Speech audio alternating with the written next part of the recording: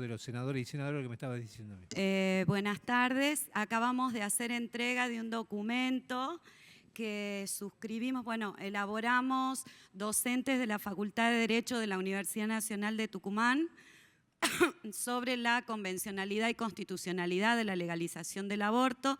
Tiene adhesiones de profesionales del derecho de todo el país, entonces pedimos acá su incorporación. Lo acabo de dejar en copia. Gracias. Bueno, muchas gracias antes que nada por esta invitación. Para mí es un honor estar hoy acá. Y yo voy a hablar, soy abogada, soy feminista, tengo una maestría en género y políticas y soy profesora de medicina legal y de sociología jurídica en la Universidad de Tucumán. Voy a hablar sobre objeción de conciencia institucional porque considero que es imprescindible mantener la prohibición legislativa de esta herramienta, sobre todo para prevenir un daño futuro. Y voy a analizar la prohibición de objeción de conciencia institucional, analizando esta herramienta en el contexto, que me parece que es como debemos analizar los institutos en el derecho. Por eso traje dos fotos de mi provincia. La primera es sobre una manifestación que se hizo dentro del Hospital Avellaneda de Tucumán hace 2 semanas en reprimenda a una profesional de la salud y a un equipo de salud que decidió garantizar una interrupción legal de embarazo a una niña de 11 años violada. Y como consecuencia de eso, la dirección del hospital consideró que había violado la orden de objeción de conciencia institucional y se convocó una manifestación. Lo que ven ahí es la feta de Cartapesta, que fue llamada Mercedes en mi provincia y es la que sale en las marchas Salvemos las 2 vidas. Está ahí, ustedes la ven estacionada dentro del Hospital Avellaneda. Al lado hay una foto de una misa católica realizada en las escalinatas de la maternidad de mi provincia, mientras una niña de 11 años accedía a una interrupción legal de embarazo luego de haber sido embarazada por su padre biológico, ¿no? En esa misa, si ustedes buscan la información en el diario La Gaceta, la misa era para pedir perdón por el aborto, no por la niña. ¿Qué es lo que me interesa? Primero, señalar que la objeción de conciencia nació como una herramienta noble, destinada a proteger minorías atribuladas que en el juego de mayorías podían ver desinteresada su posición o verse impuestas de una carga trágica. Se perfiló siempre como una herramienta de excepción. Sin embargo, frente a los derechos sexuales y reproductivos en general y frente al aborto en particular, la objeción de conciencia deja de ser una herramienta defensiva, personal y defensiva de la propia conciencia y pasa a ser un dispositivo de agresión desde donde se niegan prestaciones médicas lícitas, se las retarda o incluso se las retira de la oferta sanitaria. No solo eso. Frente a los casos de ILE, y según la experiencia que tenemos a lo largo y a lo ancho de nuestro país, deja de ser una herramienta de minorías atribuladas y se convierte en una herramienta de mayorías cuantitativas y cualitativas. Digo mayorías cuantitativas porque quienes invocan esta herramienta forman parte de una mayoría que se autopercibe católica y mayoría, que naturaliza la injerencia del poder eclesiástico en las políticas públicas y que favorece una inercia objetora que ha generado que instituciones públicas y privadas enteras se declaren objetoras para la ILE y que ya han anticipado que van a hacer lo mismo con la IBE. De hecho, por eso estamos hablando de este tema, ¿no? El caso del Hospital Avellaneda es un caso muy reciente, si lo ven en el diario lo van a encontrar. El caso de Antonella, otra chica de 14 años de mi provincia, que fue deportada, como se hace con las personas que están, como los delincuentes, para que pueda acceder a un aborto en el Argerich, porque no hubo en su momento ningún profesional de la salud en mi provincia que le garantice la interrupción voluntaria, la interrupción legal de su embarazo. Ella también era una víctima de violación, estaba todo en su historia clínica. También hablo de mayorías cuantitativas porque es una mayoría de poder. La objeción de conciencia se da siempre en el marco de una relación médico-paciente que es per se asimétrica en términos de poder. El solo reconocimiento de la objeción de conciencia personal ya supone reconocer y privilegiar a la parte fuerte de la relación médico-paciente, que a menudo usa este dispositivo para violar la autonomía, la intimidad, la dignidad y las libertades de la paciente. Por supuesto que hay objetores genuinos, lo reconozco, pero en mi experiencia acompañando casos de niñas, adolescentes y mujeres con derecho a interrumpir un embarazo, no es ese el comportamiento de los objetores y las objetoras. Pensemos en esa niña de 11 años y la violencia que pudo haber sentido mientras accedía a una prestación médica lícita y se realizaba una misa. Si al poder biomédico le habilitamos además la objeción de conciencia institucional sin hacer futurología y ciñéndonos a los antecedentes que venimos viendo, podemos anticipar que se va a habilitar el retiro fáctico de la interrupción voluntaria de embarazo de ciertas instituciones y obras sociales, consolidando un supuesto de violencia contemplado en el artículo 6, inciso E de la Ley 26.485, violencia contra la libertad reproductiva. Además, se va a afectar la libertad de conciencia y la autonomía de las personas vinculadas contractualmente a esas instituciones objetoras, quienes van a quedar sin acceso a una prestación médica lícita, pero no por una decisión propia, ni siquiera de un profesional objetor, sino de una decisión tomada a nivel directorio. Van a facultar además a una clínica privada o a una obra social a que incumpla con el PMO, con el Plan Médico Obligatorio, que es el piso mínimo de salud que el Estado garantiza y que lo garanticen los 3 subsectores, público, privado y de obras sociales. Van a suprimir la obligación de derivar a costa de quien niega la prestación médica, ¿no? Que es una obligación médica que está prevista en la Ley 26.529. La obligación de derivar no sale de esta ley. Van a crear un doble estándar de responsabilidad profesional que va a sobrecargar paradójicamente a quienes sí respetan la autonomía de los usuarios. Van a afianzar el estigma de esta prestación médica y por lo mismo van a debilitar el derecho que se estaría reconociendo. Y van a legislar además sin enfoque de género. En tanto van a propiciar la discriminación en el acceso a la salud. Para evitar que la malversación de la objeción de conciencia dañe a las mujeres, el Comité CEDAW en su recomendación 24 establece expresamente la obligación de derivar. Y el Comité de Expertos del MESECBI, en ocasión de la objeción institucional de Chile, que fue rechazada, se pronunció expresamente sobre la imposibilidad de que haya objeción institucional respecto de la interrupción voluntaria del embarazo. La Cámara Federal de Apelaciones de San Martín el año pasado negó la objeción institucional planteada por Austral Obras Sociales para cubrir técnicas de reproducción humanamente asistida, argumentando que afectaba el derecho humano a la cobertura social, el derecho a la salud. Yo entiendo en lo particular las presiones corporativas de algunos sectores de la salud, porque junto a otros sectores conservadores forman parte de la objeción política que enfrenta este proyecto.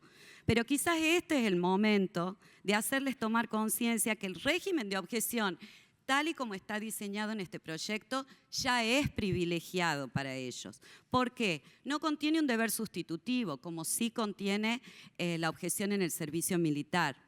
No deben justificar ningún tipo de creencia, cosmovisión moral, ética o religiosa. Simplemente con la inscripción en un registro se eximen de cumplir obligaciones médicas legales. Y además se excluyó la prohibición de objeción en efectores públicos, que estaba en varios proyectos. Recapitulando entonces, los objetores políticos de la soberanía sexual que fracasaron en obstruir este debate democrático que afortunadamente estamos teniendo ahora y que propician se use la objeción de conciencia para vaciar de contenido políticas públicas vinculadas a la libertad reproductiva, pugnan ahora para volverla institucional. Es claro que la objeción de conciencia no se limita al ámbito estrictamente sanitario, sino que forma parte de una acción política más macro que se escribe con la pluma de distintos saberes, pero no para impugnar la prestación, para impugnar la autonomía sexual.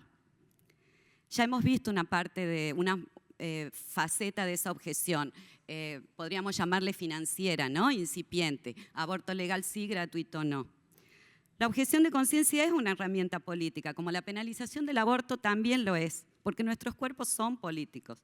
Se está legislando sobre el último bastión de poder que conserva el orden secular patriarcal, el gobierno reproductivo de los cuerpos, y no puede resolverse al estilo liberal ignorando el contexto y habilitando tratos preferenciales para los prestadores y subordinados para quienes deciden abortar. La prohibición de objeción institucional, ya voy terminando, la prohibición de objeción institucional resulta acorde con la recomendación 28 de la CEDAW que ha recibido el Estado argentino y que impone la obligación de que se abstenga de realizar o patrocinar toda práctica política o medida que infrinja la Convención y adopte además medidas, inciso B, para evitar las violaciones de la Convención por parte de terceros. Antes fueron los incorregibles y los anormales quienes no encuadraban en los moldes excluyentes de la naturaleza humana de turno. Y nuestro país supo valientemente salirse de esos prejuicios con leyes emblemáticas como matrimonio igualitario o identidad de género. Resta incluirnos a las mujeres en la ciudadanía sexual y para eso esta ley es imprescindible porque no solo se está despenalizando la interrupción voluntaria del embarazo dentro de un plazo razonable, sino que se está diseñando una política pública adecuada para el derecho que reconoce.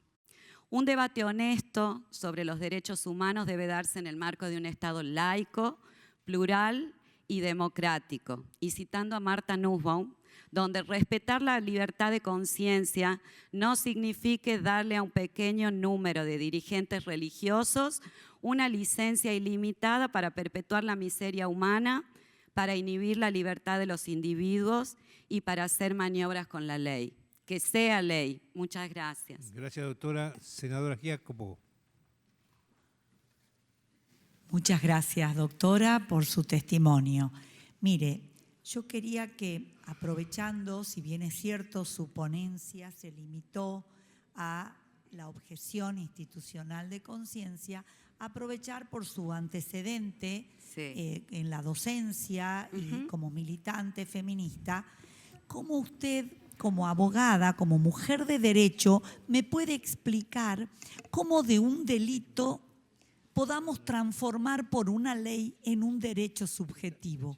Sinceramente, no tengo la capacidad de comprender que si hasta hoy fue un delito tipificado en nuestro Código Penal, ¿cómo podemos así transformarlo en un derecho subjetivo donde hablamos de prioridades, ¿sí?, del derecho a decidir como un derecho subjetivo, autónomo, sobre disponer de la vida del otro, porque está probado científicamente que el genoma es autónomo y el ADN de esa persona por nacer, feto, el nombre que le den según la instancia, porque también hemos escuchado de que había que priorizar a medida de que iban transcurriendo las semanas el derecho a la autonomía, ¿no?, de la voluntad.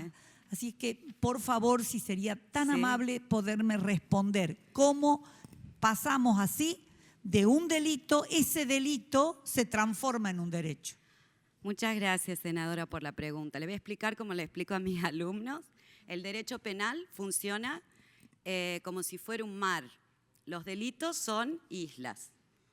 Todo lo que no esté en una isla está permitido. Eso es el principio de legalidad. Todo lo que no está prohibido está permitido. ¿Cómo se llega a construir un delito como delito? Mediante consensos sociales.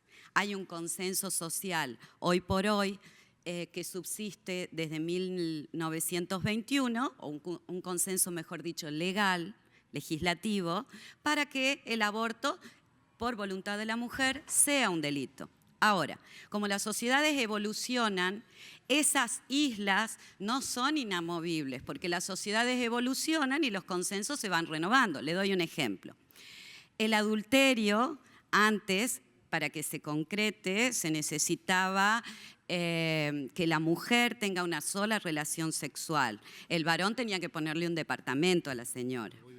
La sodomía, por ejemplo, era un delito. Afortunadamente ya no lo es.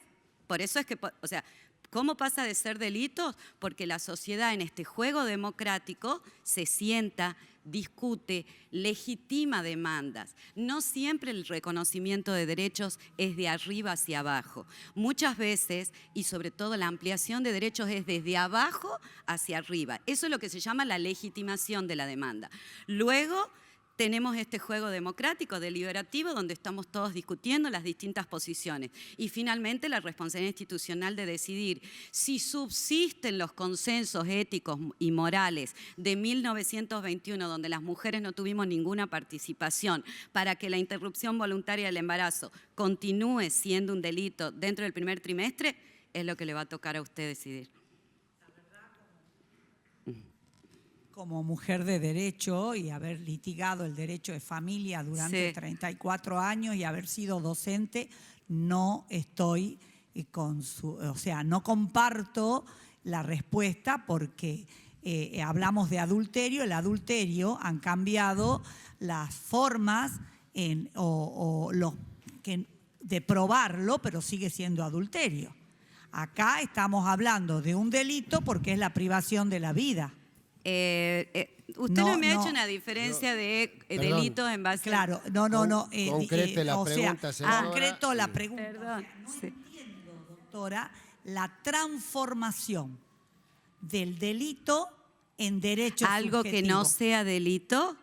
Los delitos dejan de ser delitos cuando se deroga o cuando se modifica el Código Penal. Por eso le di el ejemplo de la sodomía. Antes, por el solo hecho de ser homosexual, se iba preso. Era un delito, ¿verdad? Eso sí lo entiende. Luego se renovaron los consensos sociales, los consensos legislativos reflejaron esos consensos sociales y afortunadamente la vida sexual privada de las personas no está totalmente dentro del Código Penal y la homosexualidad dejó de ser un delito. ¿Estamos de acuerdo? ¿Cómo se hizo? Con una reforma. ¿O no se hizo así? Entonces, yo entiendo a dónde usted va, como de un delito que protege, como si la vida en gestación está protegida como bien jurídicamente protegido dentro del Código Penal, luego no lo esté. Y porque precisamente por lo mismo que le digo, su pregunta trasunta un posicionamiento ideológico que la lleva a usted a pensar que la vida en gestación, como bien jurídicamente protegido, tiene un valor superior a la integridad sexual o no, pero eso es un posicionamiento. El derecho no hace esas distinciones.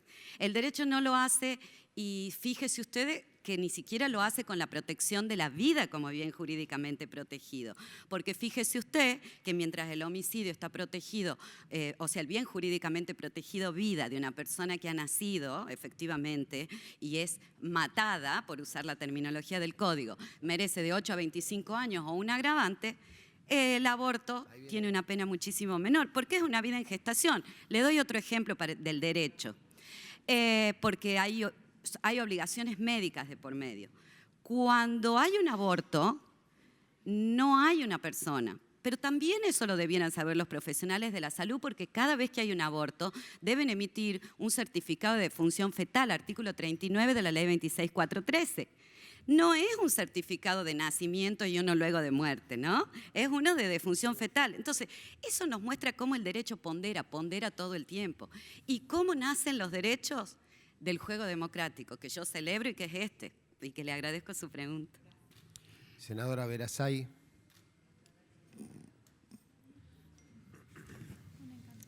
Muchas gracias. Bienvenida, doctora. Gracias. Quería consultarle, porque la verdad que el tema de la objeción de conciencia es un punto inquietante para varios profesionales y que ha sido bastantemente apelado en el debate que viene de la sanción de diputados.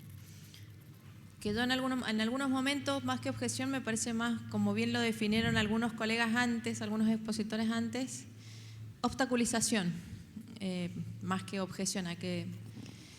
Y hay un caso muy llamativo que se ha discutido en este plenario, particularmente de su provincia, el caso Belém. Sí.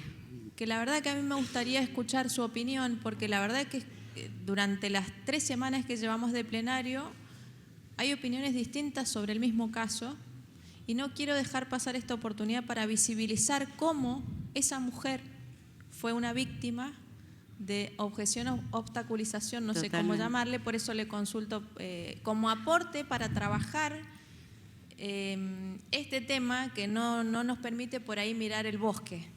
Muchas gracias. Muchas gracias, senadora, por la pregunta. La verdad que me parece bien, sobre todo porque a lo largo de todas estas sesiones informativas yo me he cansado de escuchar que no hay penalización para el aborto o que no hay causas, que no hay criminalización para el aborto. El caso de Belén es el caso de una chica de 25 años que tuvo un aborto dentro del hospital. No lo digo yo porque fui su defensora en el último tiempo y quien logró que se la absuelva. Lo digo yo porque es lo que dice la historia clínica. Estamos hablando de obligaciones médico-legales, entonces acá los actores estratégicos de la atención sanitaria sabrán que lo que dice una historia clínica en un hospital público es un instrumento público, hace plena fe en su contenido. La hoja 1 de la historia clínica de Belén dice aborto espontáneo, incompleto, sin complicaciones. Sí tiene que ver con la objeción, porque ¿qué es lo que pasó después en la vida de Belén? Se empezó a sospechar, primero si se había provocado un aborto, luego apareció un feto en un baño del hospital que paradójicamente hay un reconocimiento médico legal, o sea, todos documentos e instrumentos públicos que dan cuenta de que apareció una hora antes, o sea, apareció antes. No se acordonó una escena, había policías. ¿Qué se eligió como una faceta de la objeción? Culpabilizar a esa mujer que tuvo un evento obstétrico adverso y adjudicarle primero un aborto provocado y luego un homicidio. Belén pagó 29 meses presa su cárcel. Belén pagó 29 meses la objeción de conciencia que atravesó la atención sanitaria de ella.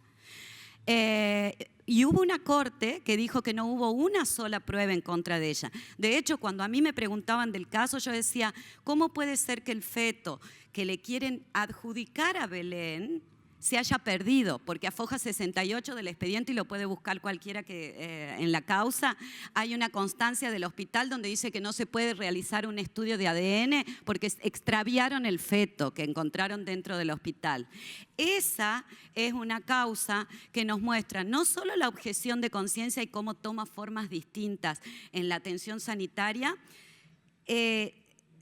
mostrándonos que la denuncia de aborto es quizás el último recurso que tiene también un profesional objetor, que enfrentado a una acción con la cual no acuerda moralmente, echa mano a un lugar de poder para castigar. Pero además también nos muestra lo que yo decía recién, la objeción de conciencia, como es política, no se circunscribe al ámbito estrictamente sanitario. Ahí hubo operadores del derecho, fiscales, jueces, todos varones la condenaron, que se eximieron de la obligación de respetar el principio de inocencia, el debido proceso. Y bueno, le costó 29 meses. Uno dirá, qué poco, como dicen, de 43 muertes, es poco. Y yo digo que mucho, 25 años tenía, salió con 27 y medio y ni siquiera puede vivir en mi provincia.